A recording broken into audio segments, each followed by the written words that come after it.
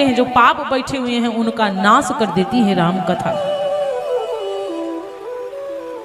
राम कथा हाथों की वो सुंदर तारी है, जैसे कि ताड़ी बजाने से पक्षी उड़ जाते हैं ना, उसी प्रकार हमारे सर के ऊपर जो पाप का पक्षी बैठा हुआ है ना, भगवान की कथा सुनने से वो पाप का पक्षी उड़ जाएगा। इसीलिए कथा सुनिए, इसीलिए कथा में आइए। जिनकी गुजर गई उनकी तो चलो बिता गई, लेकिन प्यारे जिनकी अभी बकाया है वो गुजारने के लिए बढ़िया से भगवान का नाम लें। जिन्हों बुढ़ापा हो गया, जिनका गुजर गया तो गुजर गया, लेकिन जो भी जवान है संभलने की जरूरत तो उनको पड़ेगी। बहुत प्रकार से भगवान बाल लीला करते हैं। जैसे श्री कृष्ण भगवान बाल लीला कर रहे थे ना, उसी प्रकार श्री राघव जी भी बाल लीला कर रहे हैं।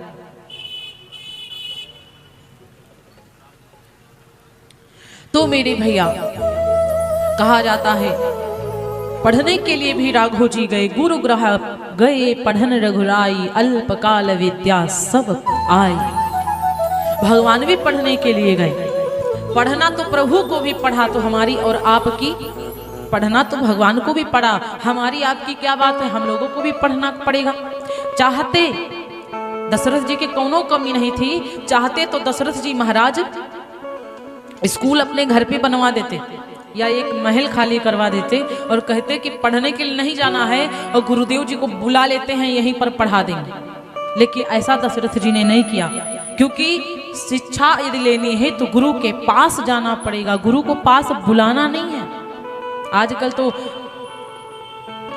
ये जमाना चल रहा है कि मास्टर के घर को बच्चे पढ़ने नहीं जाते, मास्टर स्वयं बच्चों को घर पढ़ाने आते हैं। भगवान राम जी को भी पढ़ने जाना पड़ा।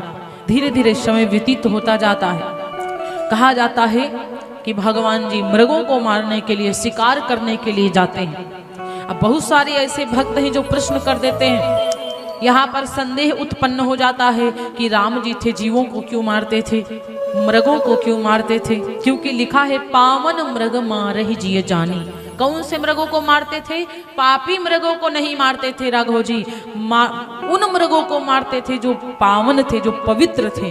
क्योंकि जो पहले सतयुग में संत ऋषि महंत हुए, भगवान जो अवतार लिए, तो संतों ने भी कहा कि प्रभु भले ही मुझे मृग बना दो, आप अपने बाण से मार दो, क्योंकि राम जी जितने लोगों को मारा है ना, उनको तारा जरूर है। प्रभु ने मारा है तो तारा है, रावण को भी मारा तो तारा। बहुत लोग तो नाम लेने से तर गए, बहुत लोग भगवान के बाण के मरने से तर गए। इसीलिए पावन मृग मारहि जिय जानी, दिन प्रति नृपहि दिखावहि आनी। जे मृग राम बाण के मारे, ते तनु तज परलोक सिधारे, सुरलोक सिधारे। भगवान के बाण से जो मरता था वो परलोक चला जाता था, प्रभु के सानिध्य में चला जाता था। धीरे धीरे यही समय व्यतीत हो जाता है। प्रातः काल उठ के रघुनाथा, मातु पिता गुरु ना वही माथा। जब धीरे धीरे समय व्यतीत हुआ, यहाँ की बाल लीला समाप्त करके पूज्य पाद गोस्वामी तुलसीदास जी महाराज आगे को बढ़ जाते हैं और आगे क्या लिखते हैं? यह सब चरित कहाँ मैं गाई, आगिली कथा सुनहु मन लाई। यह सब चरित कहाँ हम गाए, आगिली कथा सुनो मन लाई। अगली कथा श्रवण करिए। ये सब चरित्र मैंने गा करके सुनाया। पूज्यपाद गोस्वामी तुलसीदास जी ने बड़ी सुंदर चौपाई लिखी। विश्वामित्र महामुनि ज्ञानी, बसहि विपिन शुभ आश्रम जाने। विश्वामित्र महामुनि ज्ञानी, बसहि विपिन शुभ आश्रम जाने। महाराज श्री विश्वामित्र जी एक आश्रम में रहते हैं, बक्सर में रहते हैं। वहाँ पर बड़े बड़े निशाचर आते हैं, और जब निशाचर आते हैं तो विश्वामित्र जी तपस्या पूर्ण कर चुके थे, यज्ञ करना चाहते थे। हवन कुंड को बनाते हैं, पूजा सामग्री को लाते हैं, रखते हैं, और तारुका नाम की राक्षसी, मामा मारीच और सुबाहु नाम का राक्षस आकर के नष्ट भ्रष्ट कर देता, हवन कुंड को बिगाड़ देता है, सामग्री को फेंक देता है, उलट पुलट कर देता है। अब रोज का नियम है, रोज प्रातः काल सुबह बढ़िया इंतजाम करते हैं विश्वामित्र जी, और राक्षस आकर के उनका यज्ञ होने ही नहीं दे रहे हैं, परेशान कर रहे हैं। इसीलिए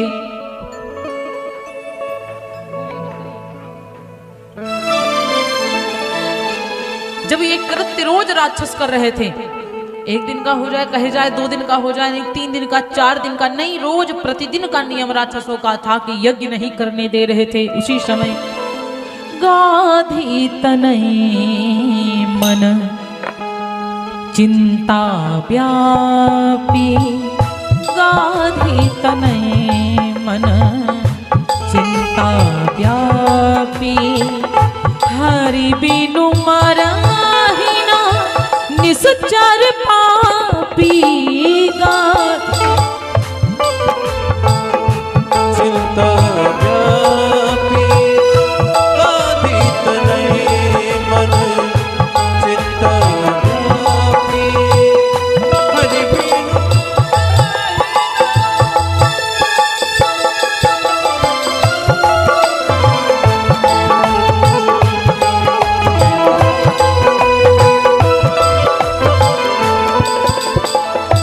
तब मुनि बर मन कीन्ह विचारा, बोल के साथ कम रखा करो। तब मुनि बर मन कीन्ह विचारा, प्रभु अवतरियु हरन महि भारा,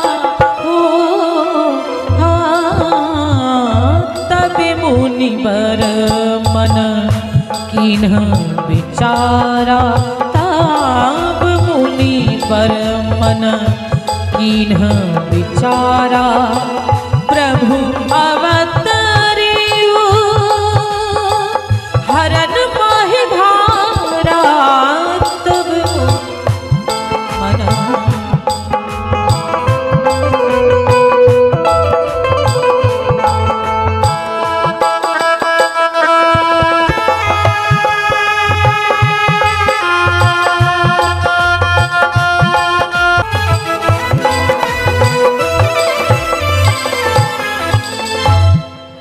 विश्वामित्र जी विचार कर रहे हैं कि जब तक भगवान नहीं आएंगे, जब तक प्रभु नहीं आएंगे, राक्षसों का मरण नहीं होगा, तब तक मेरी यज्ञ पूर्ण नहीं हो सकती है। विश्वामित्र जी विचार करने लगे कि प्रभु अवतरे हरन महि भारा, भगवान धरती का भार हटाने के लिए अवतार लिए हैं। ये हूँ मिस देखो पद जाई, करी विनती आनी दो भाई, आनो दो भाई। विश्वामित्र जी ने विचार किया, अयोध्या में आए हैं, जाता हूँ राजा दशरथ से विनती करूंगा, दोनों भाइयों को लेकर के बक्सर को आऊंगा। अब बक्सर को आएंगे तो राक्षसों का नाश करेंगे, तब जाकर के मेरी यज्ञ पूर्ण होगी। प्यारे, आज इतना आनंद में है विश्वामित्र जी, चल दिए अयोध्या को। चलते चलते एक बात विचार करते जा रहे हैं, आज राम जी मिलेंगे, आज दर्शन पावेंगे, आज राम जी को देखेंगे, राम जी हमें मिल जाएंगे, हमारी यज्ञ पूर्ण हो जाएगी। बस यही सोचते सोचते कब रास्ता कट गया कोनो पता नहीं चला।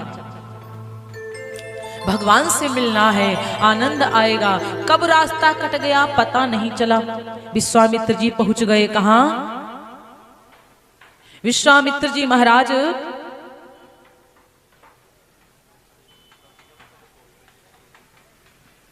अयोध्या को पहुंचे, सरयू मैया के पास में। और जैसे सरयू मैया के पास में पहुंचे, हर प्रकार के मनोरथ सोचते विचार करते अयोध्या को पहुंच गए महाराज। और जैसे ही विश्वामित्र जी अयोध्या को पहुंचते हैं, सरयू जी में स्नान किया। अब बहुत लोग कहते हैं कि सरयू जी में स्नान किया था, बाबा जी नहा के नहीं आए थे क्या? प्यारे, वो संत हैं और वो सरयू हमारी माँ है।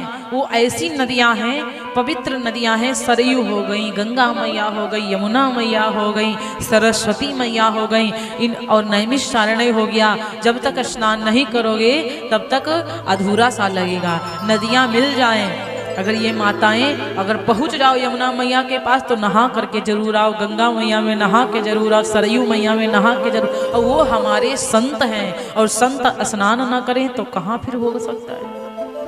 वो तो नहाएंगे ही नहाएंगे। स्नान ध्यान किया, लेकिन तब तक राजा दशरथ जी को पता चल गया कि महाराज विश्वामित्र जी आए हैं, विश्वामित्र जी आए हैं। और जैसे पता चला तो ये नहीं विचार के आए हैं तो आ ही जाएंगे। आजकल ऐसे ऐसे लोग हैं ना, पता चल जाएगा कि आ गए हैं, बस यही सोचेंगे अरे आए हैं तो आ ही जाएंगे। राम कथा में यही छोटी छोटी बातों को जीवन में उतारना। यदि मेहमान आ जाए तो ये ना सोचो मेहमान वहां खड़ा है तो आ ही जाएगा, अरे तुरंत आगे पहुंचो जा करके, बढ़िया प्रेम से बुला करके लेके आओ, प्रणाम करो, नमस्ते करो, सम्मान करो, तो चलो अच्छी बात है। अब ये ना सोचो आए हैं तो आ ही जाएंगे। महाराज दशरथ जी को जब पता चला कि विश्वामित्र जी आए हैं तो बताओ अपने महल से दौड़ करके सरयू नदी के पास में पहुंचे, क्योंकि पूज्यपाद गोस्वामी तुलसीदास जी ने बड़ी सुंदर चौपाई, भैया करंट मार रहा है। बोले व्यास भगवान, हमारी दाढ़ी में मारा है करंट, वो गुस्सा रही है। बोले व्यास भगवान की।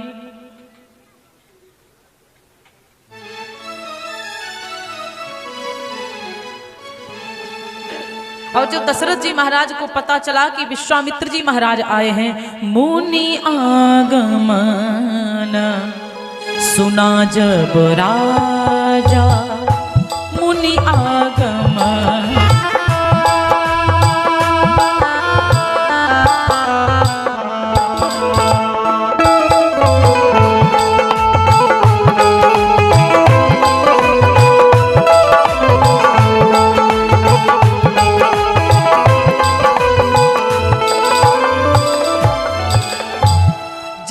महाराज दशरथ जी ने सुना कि विश्वामित्र जी आए हैं, अकेले मिलने नहीं गए, साथ में मुनि, साथ में विप्र समाज को लेकर के आगे अगवानी करने पहुंच गए।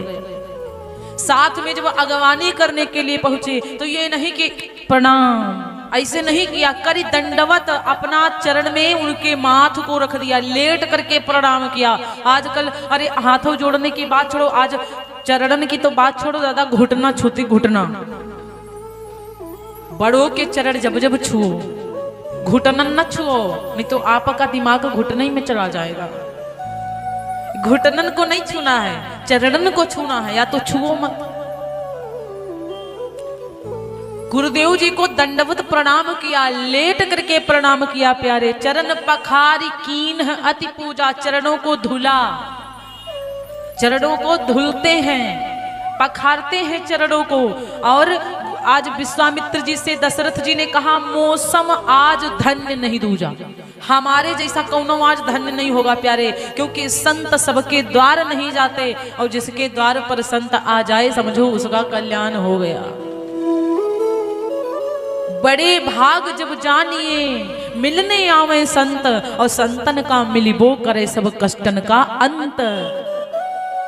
पता लगाने के लिए जब हनुमान जी गए थे ना लंका को, तो विभीषण को जब मिले थे तो संत के ही रूप में मिले थे। विभीषण जी को जब मिले थे तो संत के रूप में मिले थे।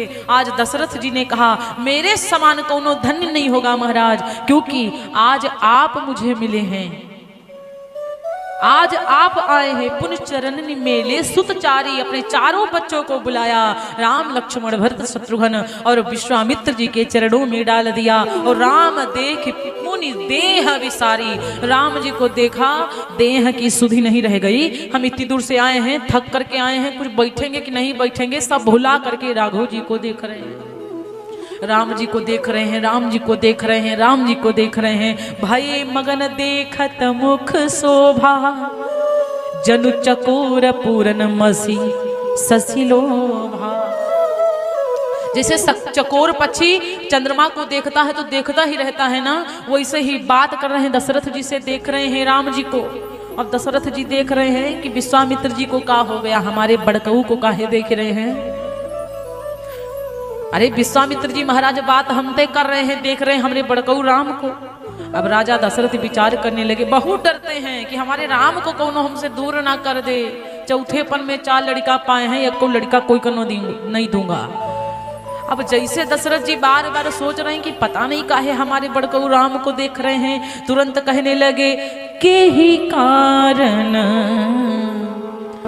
आगमन तुम्हारा, महाराज आपका आगमन किस कारण से हुआ है बताइए। दशरथ जी ने पूछ लिया विश्वामित्र जी से। कहु सो करतना लावो बारा के कारण आगमन तुम्हारा। गुरुदेव जी आप बताइए किस लिए आए हैं, यही कारण आगमन तुम्हारा, क्यों आए हैं आप? तनिको सोच विचार ना करो, आप प्रशंसा चालू कर दिया विश्वामित्र जी ने। दशरथ जी की इतनी प्रशंसा करी महाराज मैंने सुना कि आपके द्वार कोनो आ जाए तो खाली हाथ नहीं जाता है, कुछ ना कुछ उसको लेके जाना पड़ता है, लेके मतलब आप दे देते हैं, खाली हाथ नहीं भेजते। महाराज हम कुछ याचना लेकर आए हैं, कुछ मांगने आए हैं। दशरथ जी ने कहा क्या महाराज क्या मांगने आए हैं? विश्वामित्र जी थोड़ा सा संभाल करके बोले, कहने लगे सुनो मेरी बात को कि मैं यज्ञ जिस समय करता हूँ दुख मुझको निश्चर देते हैं कि पूजा सामग्री हवन कुंड सब नष्ट भ्रष्ट करी देते हैं। मैं जिस समय यज्ञ करता हूँ ना मेरी पूजा सामग्री को हवन कुंड को सब नष्ट भ्रष्ट कर देते हैं, इसीलिए महाराज मैं राम जी को लेने के लिए आया हूँ। असुर समूह सतावहि मोहि, असुर समूह सतावहि मोहि, मैं जांचन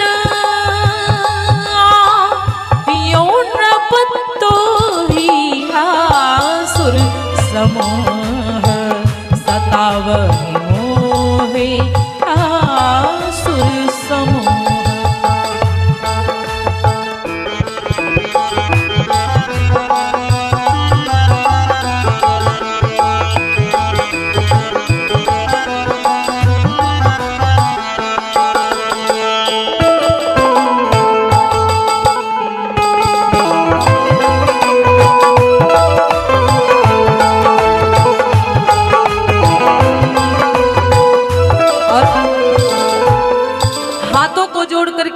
दशरथ जी खड़े हुए हैं सामने और विश्वामित्र जी ने कहा कि मैं कारण से ही आया हूँ, असुरों का समूह हमको इतना सताता है महाराज, मैं आपको जांचने के लिए आया था, लेकिन जब आया तो कुछ और ही पता चला। भाई आप तो आप हैं, भैया सीटी आ रही है, थोड़ा कंट्रोल कर लो लल्ला, बहुत परेशान करते हैं असुर। तो इसलिए महाराज सुनो, अनुज समेत तेहु रघुनाथ निश्चर पद में। और विश्वामित्र जी की जो वाणी थी अप्रिय लगी, हृदय कांपने लगा और मुख दुत कुमलानी, पूरा मुंह जो है पेड़ कमल की तरह कुंभला गया, पूरा चेहरा सुखा गया, मुख पूरा सूख गया। आज इतना परेशान हो गए महाराज श्री दशरथ जी। दशरथ जी ने हाथों को जोड़ करके विश्वामित्र जी से कहा, प्रभु चौथे पन पायो सुतचारी और विप्र बचन नहीं कहे वो बिचारी। आपको पता है चौथे पन में हम 4 लड़का पाए हैं और आपने सोच समझ करके ये बात नहीं कही। अरे गुरुदेव जी आपको राम चाहिए ना, अरे राम राम में 2 अक्षर हैं। दशरथ जी ने कहा मांगहु धेनु, धेनु में 2 अक्षर, मांगहु धेनु, मांगहु भूमि, धेनु धन कोसा, कोसा में भी 2 अक्षर, भूमि में भी 2 अक्षर, धेनु में भी 2 अक्षर, प्यारे धन में भी 2 अक्षर। कहा मांगहु भूमि धेनु धन कोसा सर्वस देहूं, पूरा सब कुछ दे दूंगा, सर्वस देहूं आज सहरोसा, एक बार कह दो सब पूरा अपना महल दे दूं, अपना राजपाट दे दूं, अपना धन दे दूं, सब कुछ दूं। लेकिन मेरे भैया आज दशरथ जी ने कहा देत प्राण देह प्राण ते प्रिय कछु नाही, देह से प्रिय और प्राण से प्रिय कुछ नहीं होता है। हर व्यक्ति खाता है तो पर शरीर को जियाने के लिए खाता है, कमाने जाता तो शरीर को जियाने के लिए कमाता है, कपड़ा पहनने के लिए कमाता है। देह प्राण ते प्रिय कछु नाही और सो मुनि देव निमिष एक माही। यदि आप हमारी इस समय जान भी मांग ले तो हम एक पल नहीं सोचेंगे और तुरंत दे देंगे। आप हमसे हमारी जान मांग लीजिए, हम एक बार नहीं सोचेंगे, आपको अपनी जान तक के दे देंगे। कि सबसे प्रिय देह होती है, सबसे प्रिय प्राण होते हैं, ये भी देने के लिए तैयार हूं। लेकिन महाराज सब सुत प्रिय मोही प्राण की नाई, सारे बेटा प्रिय है, मुझे प्राण की भी इतनी चिंता नहीं है। लेकिन राम देत नहीं बनई गोसाई, राम नहीं दूंगा मैं। दशरथ जी एकदम से पलटी मार गए, बोले ना।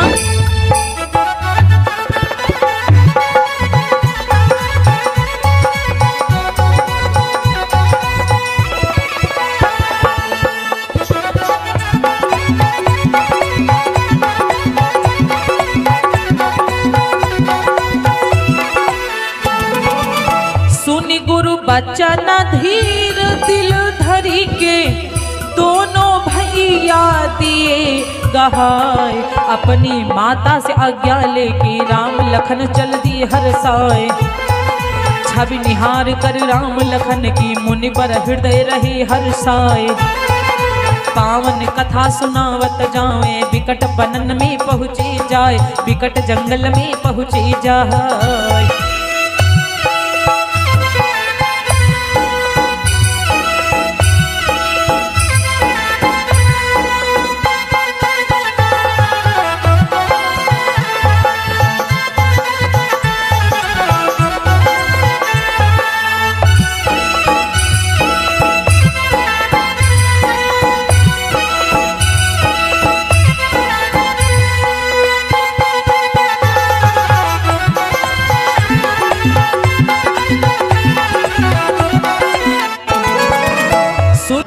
वशिष्ठ जी ने कहा कि जाने दीजिए, कोई साधारण बालक नहीं है, साक्षात भगवान के अवतार हैं। दशरथ जी गुरुदेव जी की बात टाल नहीं सकते।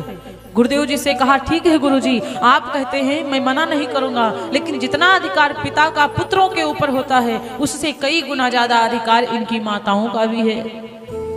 हमने तो आज्ञा दे दिया, अब बच्चों से कहो कि अपनी माताओं से आज्ञा लेकर के आऊं। तीनों माताओं ने आज्ञा दे दिया, शिक्षा दिया कि पुत्र कभी नारी के ऊपर हाथ मत उठाना, नारी को कभी गलत निगाह से मत देखना, नारी का अपमान कभी मत करना। इतना कह करके गुरुदेव जी के संग में चल दिए। मैया ने कहा गुरुदेव जी को भगवान के समान मानना, आज से समझना कि तुम्हारे माता पिता हम नहीं हैं, तुम्हारे माता पिता तो तुम्हारे गुरुदेव जी हैं। मेरे पास थे तो मेरी सेवा करते थे, अब तुम अपने गुरुदेव जी के साथ जा रहे हो, अब से तुमको सेवा करनी है गुरुदेव जी की। चलते चलते विकट वनों में चले जा रहे थे। चले जात मुनि दीन देखाई, और सुनि ताड़ुका क्रोध करी धाई। धाई का मतलब समझ रहे हैं? धाई का मतलब है ना इधर देखना, ना पीछे, ना आगे, पागलों की तरह भाग लेना। गुरुदेव जी जब कथा सुनाते सुनाते विकट जंगलों में पहुंचे ना, और जब चले थे राम जी अयोध्या से तो हर्ष करके चले थे।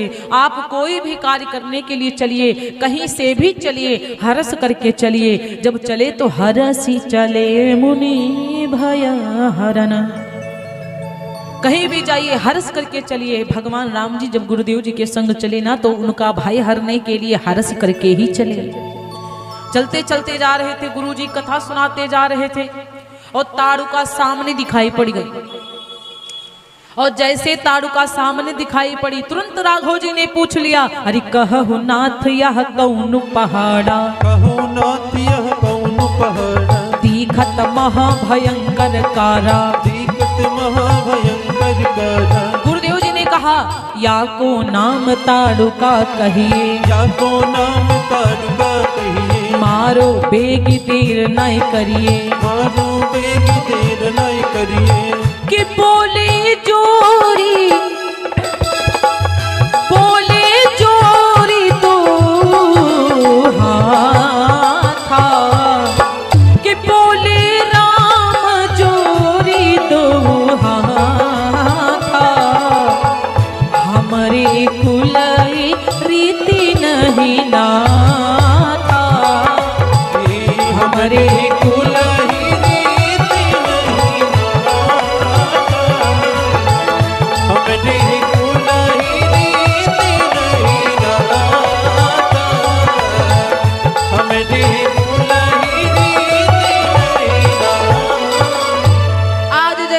काले काले पहाड़ के समान ताड़ुका दिखाई पड़ी। राम जी ने कहा गुरुदेव बताइए काला काला पहाड़ के समान क्या दिखाई पड़ता है? गुरुदेव जी ने कहा मारो मारो राम, यही वो ताड़ुका है, जल्दी से मारो। राघव जी ने अपने तरकस से तुरंत बाण निकालिया, संधान दिया ताड़ुका की तरफ। और जैसे ताड़ुका की तरफ बाण को संधाना, याद आ गई माता की बात की नारी के ऊपर हाथ नहीं उठाना।